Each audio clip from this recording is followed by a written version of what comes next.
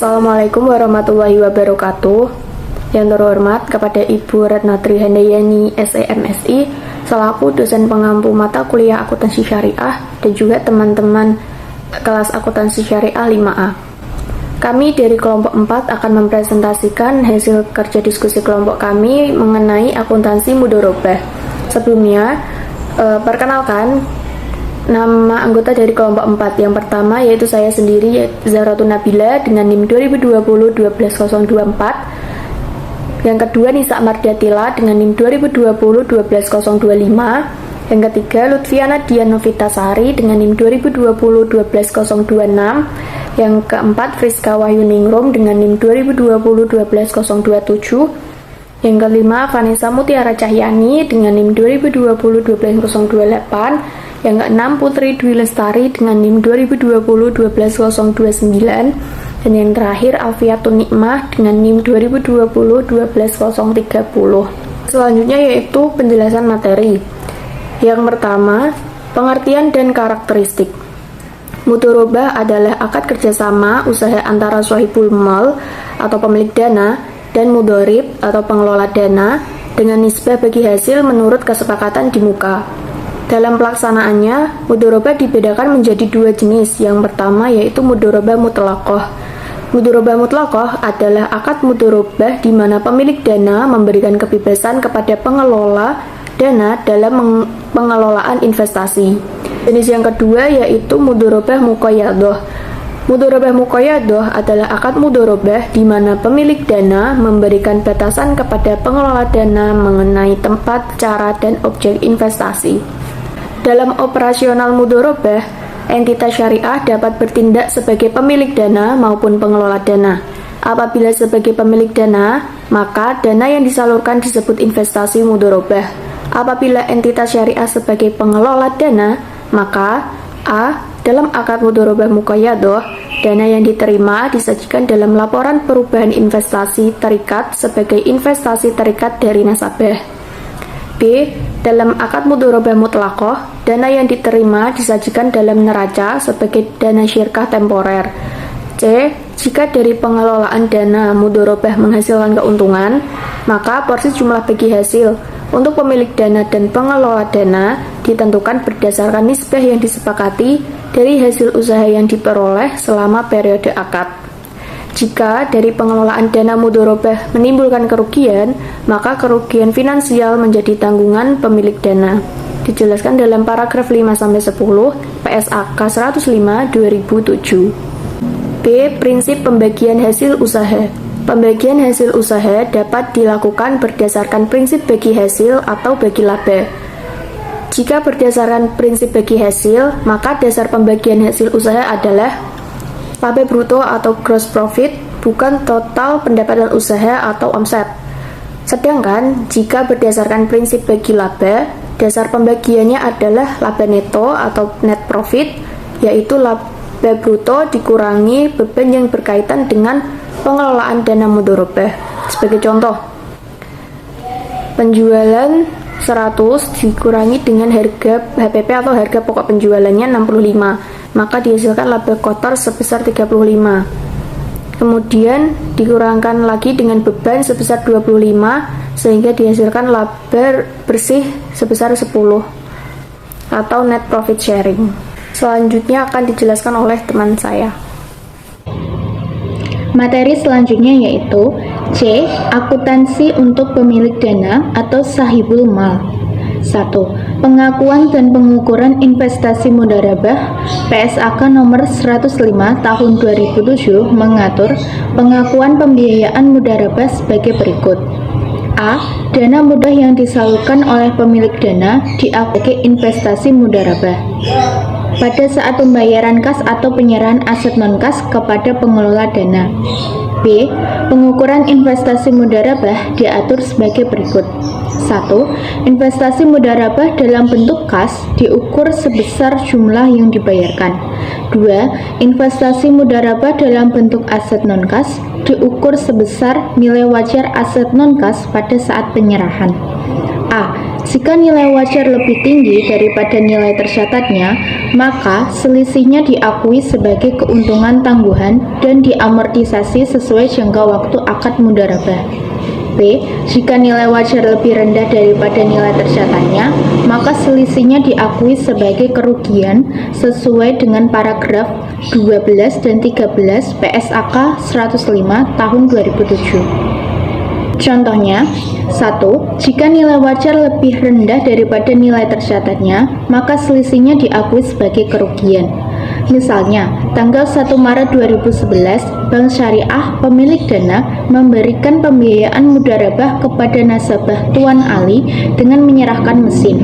Nilai buku mesin tersebut adalah 300 juta rupiah, dan menurut penilaian, nilai wajar mesin tersebut adalah 280 juta rupiah. Maka dalam hal ini, Bank Syariah akan mencatat pada saat akad 1 Maret 2011 sebagai berikut. Pada tanggal 1 Maret 2011 di jurnal, investasi mudharabah didebit sebesar 280 juta rupiah, kerugian penurunan nilai didebit sebesar 20 juta rupiah, sedangkan mesin dikredit sebesar 300 juta rupiah. Yang kedua, jika nilai wajar lebih tinggi daripada nilai tercatatnya, maka selisihnya diakui sebagai keuntungan tangguhan dan diamortisasi sesuai jangka waktu akad mudharabah. Berdasarkan contoh di atas, nilai wajar mesin tersebut adalah 320 juta rupiah, maka selisih 20 juta rupiah diakui sebagai keuntungan tangguhan yang akan diamortisasi selama masa akad mudharabah. Berikut jurnal yang dibutuhkan. Pada tanggal 1 Maret 2011, di jurnal, investasi mudharabah didebit sebesar 320 juta rupiah, sedangkan dikredit keuntungan tangguhan mudharabah sebesar 20 juta rupiah, dan mesin dikredit sebesar 300 juta rupiah. Apabila akad mudharabah diumpamakan selama 20 bulan, maka amortisasi keuntungan tangguhan per bulan adalah 1 juta rupiah, yaitu berasal dari 20 juta rupiah dibagi 20 bulan, sehingga hasil per bulannya yaitu 1 juta rupiah. Dan jurnal yang dibuat untuk mengamortisasi keuntungan tangguhan per bulan adalah sebagai berikut. Setiap bulan, keuntungan tangguhan mudharabah didebit sebesar 1 juta rupiah, keuntungan selisih nilai mesin dikredit sebesar 1 juta rupiah. 2. Investasi mudharabah turun nilai atau hilang. A. Jika nilai investasi mudharabah turun sebelum usaha dimulai disebabkan rusak, hilang atau faktor lain yang bukan kelalaian atau kesalahan pihak pengelola dana, maka penurunan nilai tersebut diakui sebagai kerugian dan mengurangi saldo investasi mudharabah. Menurut paragraf 14 PSAK 105 tahun 2007. Untuk kondisi ini, maka pemilik dana harus membuat jurnal untuk mengakui terjadinya kerugian karena terjadinya penurunan nilai investasi mudharabah sebagai berikut. Pada tanggal yang disebutkan, kerugian investasi mudharabah didebit, investasi mudharabah dikredit. B. Jika sebagian investasi mudharabah hilang setelah dimulainya usaha tanpa adanya kelalaian atau kesalahan pengelola dana, maka kerugian tersebut diperhitungkan pada saat bagi hasil. Menurut paragraf 15 PSAK 105 tahun 2007. Umpamakan, pada tahun 2011, pemilik dana memperoleh bagi hasil sebesar 30 juta, dan pada tahun 2011 terjadi kehilangan modal mudharabah di pengelola dana sebesar 5 juta. Maka, modal mudharabah yang hilang diperhitungkan sebagai pengurang bagi hasil yang akan diterimanya. Bila tidak ada dana mudharabah yang hilang, pemilik dana mudharabah akan menerima bagi hasil mudharabah sebesar 30 juta. Karena pada tahun 2011 terjadi kehilangan dana yang bukan kelalaian pengelola dana, maka bagi hasil yang akan diterima berkurang dengan 5 juta. Untuk jurnalnya, piutang bagi hasil investasi mudharabah didebit sebesar 25 juta, kerugian penurunan nilai investasi mudharabah didebit sebesar 5 juta, pendapatan bagi hasil mudharabah dikredit sebesar 30 juta.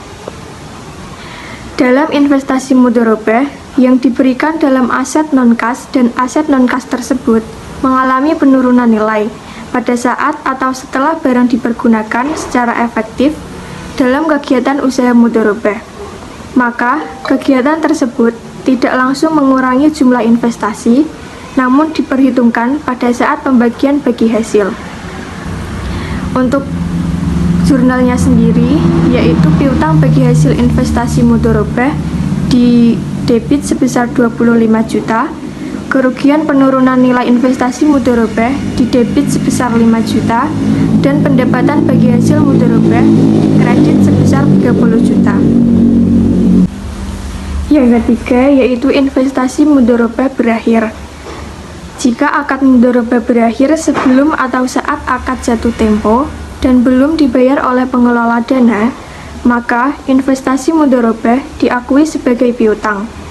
Untuk ketentuan ini, pemilik dana mudharabah akan membuat jurnal untuk mengakui piutang sebagai pengganti investasi mudharabah sebagai berikut.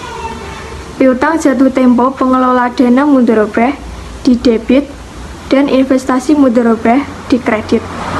Pada saat pemilik dana mudharabah menerima pembayaran dari pengelola dana mudharabah, maka jurnal yang harus dibuat adalah kas di debit, piutang jatuh tempo di kredit, dan pengelola dana mudharabah di kredit. Yang keempat adalah penghasilan usaha mudharabah. Investasi mudharabah yang dilakukan oleh pemilik dana akan dapat menghasilkan keuntungan atau bisa juga menanggung kerugian karena kerugian yang diderita pengelola dana mudharabah tidak melakukan kelalaian pengelolaan. Atas hasil kerugian ini telah mengatur perlakuan akuntansinya, yaitu jika investasi mudharabah melebihi periode pelaporan, penghasilan usaha diakui dalam periode terjadinya hak bagi hasil sesuai nisbah yang disepakati. Untuk jurnalnya adalah piutang bagi hasil investasi mudharabah di debit dan pendapatan bagi hasil investasi mudharabah di kredit. Kemudian, pemilik dana mudharabah akan membuat jurnal pada saat menerima pembayaran bagi hasil dari pengelolaan dana sebagai berikut. Kas debit, piutang bagi hasil investasi mudharabah kredit. B. Kerugian yang terjadi dalam suatu periode sebelum akad mudharabah berakhir diakui sebagai kerugian dan dibentuk penyisihan kerugian investasi. Pada saat akad mudharabah berakhir, selisih antara 1. Investasi mudharabah setelah dikurangi penyisihan kerugian investasi. 2. Pengembalian investasi mudharabah diakui sebagai keuntungan atau kerugian. Jurnal pembentukan penyisihan kerugian investasi yang harus dibuat oleh pemilik dana mudharabah adalah kerugian investasi mudharabah debit, penyisihan kerugian investasi mudharabah kredit. Kerugian investasi mudharabah dalam laporan laba rugi diakui sebagai beban usaha, sedangkan dalam laporan posisi keuangan pemilik dana mudharabah diakui sebagai pengurang investasi mudharabah. Berikut contoh penyajian laporan keuangan pemilik dana mudharabah. Bank Syariah ABC, Neraca, per 31 Desember 2021. Investasi mudharabah sebesar 300 juta rupiah. Penyisihan kerugian investasi mudharabah sebesar 15 juta rupiah. Investasi mudharabah bersih sebesar 285 juta rupiah. Penyisihan kerugian investasi mudharabah diumpamakan 5% dari investasi mudharabah, sehingga besarnya penyisihan 5% dikali 300 juta rupiah yaitu sebesar 15 juta rupiah. Maka jurnal penyesuaian yang harus dibuat adalah kerugian investasi mudharabah sebesar 15 juta rupiah debit, penyisihan kerugian investasi mudharabah sebesar 15 juta kredit. 5. Pembayaran kembali pembiayaan. Pada saat akad mudharabah berakhir, selisih antara A. Investasi mudharabah setelah dikurangi penyisihan kerugian investasi. B. Pengembalian investasi mudharabah diakui sebagai keuntungan atau kerugian. Diumpamakan pengelola dana mengembalikan investasi mudharabah ke pemilik dana sebesar 290 juta rupiah, investasi mudharabah sebesar 300 juta rupiah dan penyisihan kerugian investasi mudharabah sebesar 15 juta rupiah. Maka selisih antara kas yang diterima adalah 290 juta rupiah dengan investasi mudharabah bersih sebesar 285 juta rupiah sama dengan 5 juta rupiah. Akan diakui sebagai keuntungan investasi mudharabah jurnal yang dibuat adalah sebagai berikut. Kas di debit sebesar 290 juta rupiah, penyisihan kerugian investasi mudharabah di debit sebesar 15 juta rupiah, investasi mudharabah di sisi kredit sebesar 300 juta rupiah, keuntungan investasi mudharabah di sisi kredit sebesar 5 juta rupiah. Bila kas yang diterima dari pengelola dana adalah 280 juta rupiah, maka selisih antara kas yang diterima dan investasi mudharabah bersih adalah 5 juta rupiah.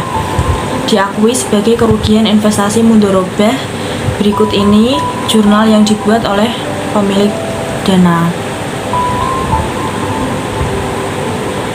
Kas di sisi debit sebesar 280 juta rupiah, penyisihan kerugian investasi mudharabah di sisi debit sebesar 15 juta rupiah, kerugian investasi mudharabah di sisi debit sebesar 5 juta rupiah, investasi mudharabah di sisi kredit sebesar 300 juta rupiah.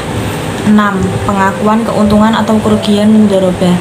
PSAK nomor 105 tahun 2007 telah mengatur pengakuan keuntungan atau kerugian mudharabah dan metode distribusi bagi hasil. Distribusi bagi hasil mudharabah dapat dilakukan dengan menggunakan dua metode, yaitu gross profit sharing atau net profit sharing.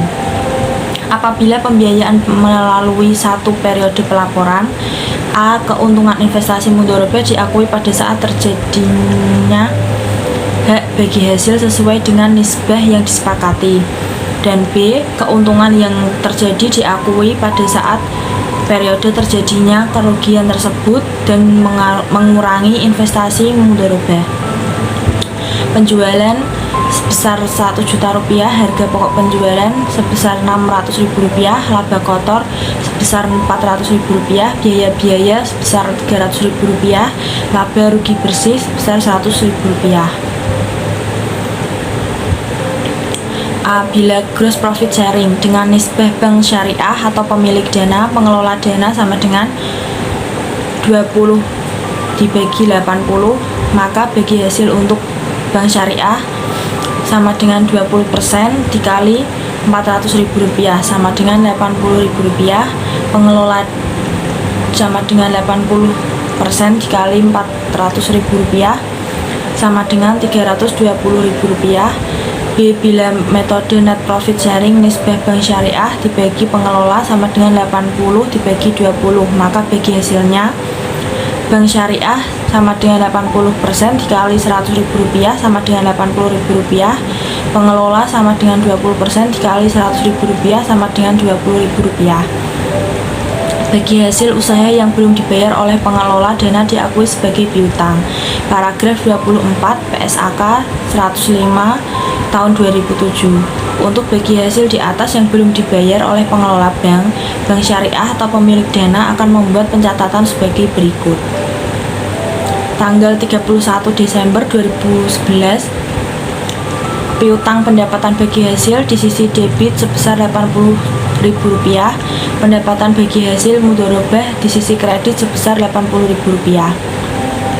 Piutang akan dilaporkan di neraca, sedangkan pendapatan bagi hasil akan dilaporkan di laporan laba rugi sebagai unsur pendapatan operasional. Pada saat pengelola dana membayar bagi hasil ke bank syariah, maka bank syariah akan mencatat sebagai berikut. Kas di sisi debit sebesar Rp80.000, piutang pendapatan bagi hasil mudharabah di sisi kredit sebesar Rp80.000. Apabila pengelola dana mengalami kerugian, misalnya Rp10.000, maka kerugian ditanggung oleh bank syariah atau pemilik dana, yang akan mengurangi investasi mudharabah. Bank syariah atau pemilik dana akan mengakui kerugian sebagai berikut. Kerugian investasi mudharabah di sisi debit sebesar Rp10.000, investasi mudharabah di sisi kredit sebesar Rp10.000. Akuntansi untuk pengelolaan dana bank syariah atau entitas lain sebagai mudharib. Dalam hal entitas sebagai mudhorib, PSAK nomor 105 tahun 2007 menyatakan sebagai berikut. Yang pertama, perlakuan akuntansi dana yang diterima pengelola dana mudhorib atau mudharobah. Dana yang diterima dari pemilik dana dalam akad mudharobah diakui sebagai dana syirkah temporer sebesar jumlah kas atau nilai wajar aset non-kas yang diterima. Pada akhir periode akuntansi, dana syirkah temporer diakui sebesar nilai tercatatnya. Atas ketentuan ini, jurnal yang dibuat oleh pengelolaan dana pada saat penerimaan dana mudharobah adalah sebagai berikut. Kas didebit dan dana syirkah temporer dikredit. Contoh aplikasi untuk pengelolaan dana mudharobah pada bank syariah. Pada tanggal 10 Juni 2011, nasabah Tuan Ali menyetor dana sebagai tabungan mudharobah sebesar 100 juta rupiah. Pada tanggal 10 Agustus, nasabah mengambil 20 juta dana yang ditabungkan di bank syariah tersebut. Atas transaksi ini, bank syariah akan mencatat sebagai berikut. Pencatatan untuk penerimaan tabungan mudharobah sebesar 100 juta dari Tuan Ali yaitu pada tanggal 10 Juni 2011, kas didebit sebesar 100 juta, dana syirkah temporer dikredit sebesar 100 juta. Untuk pencatatan atas pengambilan tabungan mudharobah Tuan Ali sebesar 20 juta yaitu sebagai berikut. Tanggal 10 Agustus 2011, dana syirkah temporer 20 juta didebit, kas dikredit sebesar 20 juta. Setelah tanggal 10 Agustus 2011, saldo dana syirkah temporer adalah 80 juta. Apabila sampai tanggal 31 Desember 2011 tidak ada penambahan ataupun pengurangan, maka di neraca dana syirkah temporer akan dicatat sebesar nilai tercatatnya, yaitu 80 juta. Bagi hasil dana syirkah temporer dialokasikan kepada bank dan pemilik dana sesuai dengan nisbah yang telah disepakati. Misalnya, Bank Syariah mendapatkan pendapatan operasional tahun 2011 sebesar 100 juta rupiah. Dana yang dihimpun yaitu dana syirkah temporer tabungan mudharobah sebesar 200 juta, dana syirkah milik Tuan Ali sebesar 80 juta, deposito mudharobah 800 juta, nisbah bagi hasil Bank Syariah banding nasabah yaitu 40/60. Bagi hasil Tuan Ali dapat dihitung sebagai berikut.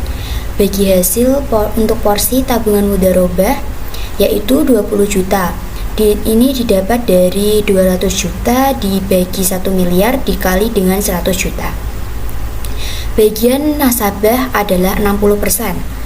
Maka perhitungannya adalah 60% dikali 20 juta sama dengan 12 juta. Bagian untuk Bank Syariah atau pengelola dana yaitu 40% dikali 20 juta, hasilnya adalah 8 juta. Bagi hasil untuk Tuan Ali adalah 4.800.000. Ini didapat dari 80 juta dibagi 200 juta dikali dengan 12 juta. Bagi hasil untuk Tuan Ali dalam persentase yaitu 6%. Ini didapat dari 4.800.000 dibagi dengan 80 juta dikali 100%. Hak pihak ketiga atas bagi hasil dana syirkah temporer yang sudah diperhitungkan tetapi belum dibagikan kepada pemilik dana diakui sebagai kewajiban sebesar bagi hasil yang menjadi porsi hak pemilik dana.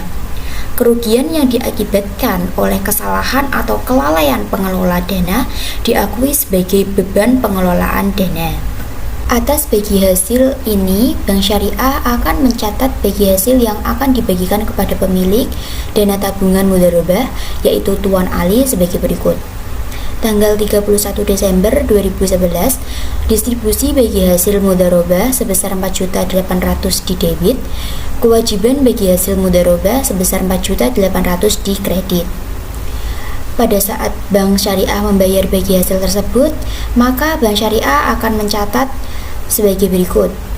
Tanggal 5 bulan 11 tahun 2012, kewajiban bagi hasil mudharobah sebesar 4.800.000 didebit, Kewajiban lain-lain atau kas sebesar 4.800.000 di kredit.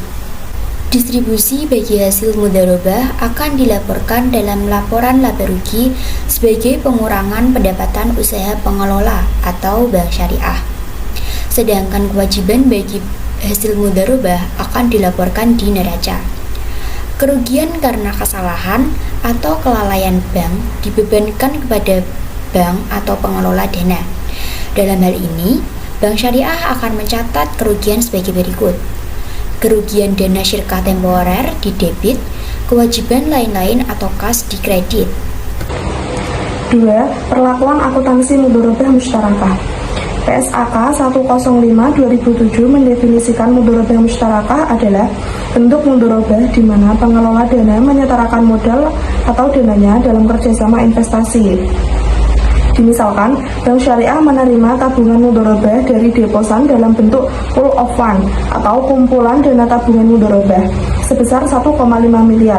Kemudian, bank menginvestasikan dalam bentuk investasi mudharabah di mana mitra pengusaha juga menyetarakan modal sebesar 500 juta. Sehingga, total investasi mudharabah yang dikelola oleh mudharib atau pengusaha adalah sebesar 1,5 miliar. PSAK 105/2007 telah mengatur perlakuan akuntansi untuk mudharabah musyarakah seperti berikut ini. Yang pertama, penyetaraan dana mudharabah musyarakah. Jika pengelola dana juga menyetarakan dana dalam mudharabah musyarakah, maka penyaluran dana milik pengelola dana tersebut diakui sebagai investasi mudharabah. Akad mudharabah musyarakah merupakan perpaduan antara akad mudharabah dan akad musyarakah. 2. Pembagian hasil investasi mudharabah musyarakah dapat dilakukan dengan cara sebagai berikut. Yang pertama, hasil investasi dibagi antara pengelola dana atau mudharib dan pemilik dana sesuai dengan nisbah yang disepakati. Selanjutnya, bagi hasil investasi setelah dikurangi untuk pengelola dana atau mudharib tersebut dibagi antara pengelola dana atau mustalik dengan pemilik dana sesuai dengan porsi modal masing-masing. Yang kedua, hasil investasi dibagi antara pengelola dana atau mustarik dan pemilik dana sesuai dengan porsi modal masing-masing. Selanjutnya, bagi hasil investasi setelah dikurangi untuk pengelola dana atau mustarik tersebut dibagi antara pengelola dana atau mudharib dengan pemilik dana sesuai dengan nisbah yang disepakati. Untuk ilustrasinya, Bank Syariah Sejahtera menandatangani akad mudharabah musyarakah dengan PT Lancar pada 1 Mei 2011. Bank Syariah menyalurkan pembiayaan dengan kas sebesar 400 juta dan PT Lancar sebesar 100 juta rupiah. Nisbah bagi hasil yang disepakati adalah bank banding mitra sama dengan 40/60 dari laba kotor usaha mitra. Bila rugi, maka pembagian ruginya berdasarkan porsi modal yang disetorkan masing-masing. Pada tahun 2011, PT Lancar melaporkan laba kotor usahanya sebesar 200 juta rupiah. Diminta hitunglah bagi hasil untuk bank dana mitranya. Cara yang pertama, hasil usaha dibagi antara bank dana mitra dengan dasar nisbah. Sisanya setelah dikurangi hak pengelola dana akan dibagi sesuai dengan porsi modal masing-masing. Bagian pengelola dana yaitu 60 dibagi 100 dikali 160 juta, hasilnya 120 juta. Untuk sisanya 80 juta dibagi berdasarkan porsi modal. Untuk bagian pengelola, 100 dibagi 50 dikali 80 juta, hasilnya yaitu 16 juta. Untuk bagian bank syariah, 400 dibagi 500 dikali 80 juta, hasilnya 64 juta. Jadi bagi hasil pengelola yaitu 120 juta ditambah 16 juta, hasilnya 136 juta. Bagi hasil bank syariah sebesar 64 juta. Untuk total hasil yang dibagi yaitu 136 juta ditambah 64 juta sama dengan 200 juta.